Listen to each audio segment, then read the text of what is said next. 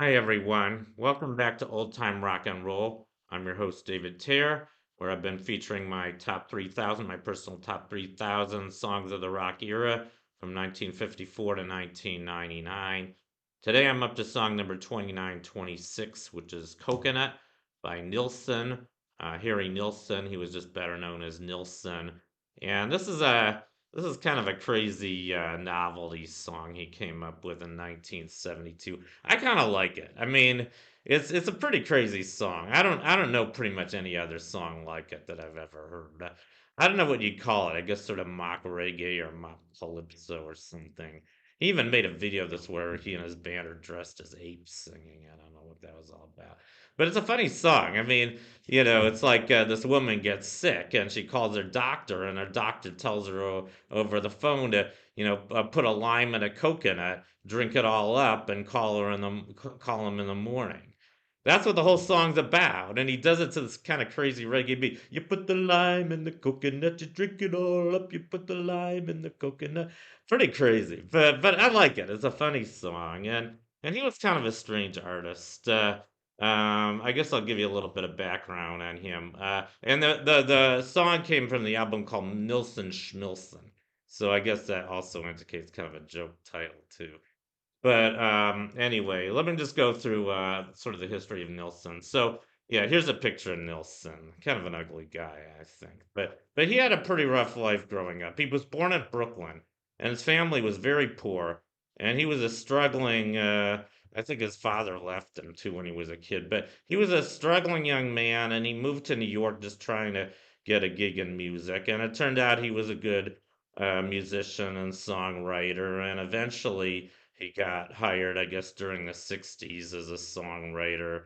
And it took him a while. I think he even worked for Phil Spector for a while. I don't think that worked out. But I think he kind of started getting success, I think, in the late 60s, 69. He wrote the theme song to a very popular TV show called The Courtship of Eddie's Father.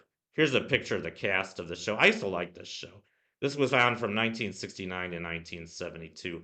I was almost the same age as the kid in the show. I didn't even know who the kid was, but I kind of related to him. And the father was played by Bill Bixby. I don't know who played his maid. He didn't have a mother, but he had a maid, Asian maid. And it was a good show. His father was very nice to him. They were friends. And the song was called Best Friend. That was the theme song. And I guess the point of the show was that his father and son were best friends. They had this kind of just camaraderie. They liked to do things together, and the father was very nice to him. Hardly ever got mad at him, and kind of taught him about life and had fun with him. So I thought it was a good show for that reason. Uh, and it was actually based on a movie. I saw the movie years later. The movie came out in 1963. The movie starred I guess Glenn Ford is the father and Shirley Jones is the mother, and Ron Howard is a kid. Ron Howard started out as a child actor. I think you guys all know that he had a really great career afterwards. He started in American Graffiti. That was kind of his first, film as an adult, and then he had several other big.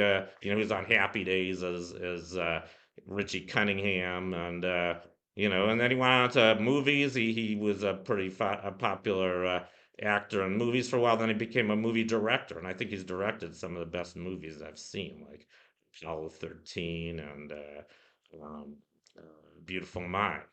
So I think he had an amazing success, but that's not what this video is about. I want to get back to Nilsson.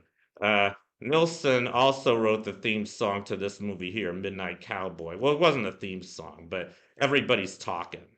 And I didn't really care for this movie. I don't know why this movie was such a big success. I thought it was pretty depressing. And it won Best Picture of 1969, and I have no idea why. It was even rated X. I think they started doing the movie ratings the year this movie came out. They first gave it an X rating because there was pornography in it. I mean, there was a lot of sex. There was even homosexuality, and it was the Best Picture of the year. I have no idea why. I think it was probably the worst choice for Best Picture, along with Silence of the Lambs. Uh, I don't think it should have been Best Picture, but who knows what Hollywood's thinking when they give their Academy Awards. Anyway, I do like the song. It's a sad song, and it was a sad movie. And that, that song is coming up on my list along with several others by Nilsson. And he had, I guess I'll just go through his other hits. He had a hit in 1971 called Me and My Hero.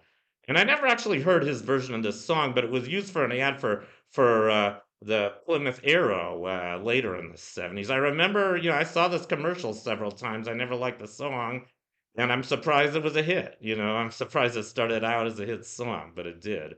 And he had some better songs than that. I mean, he had his biggest hit was Without You.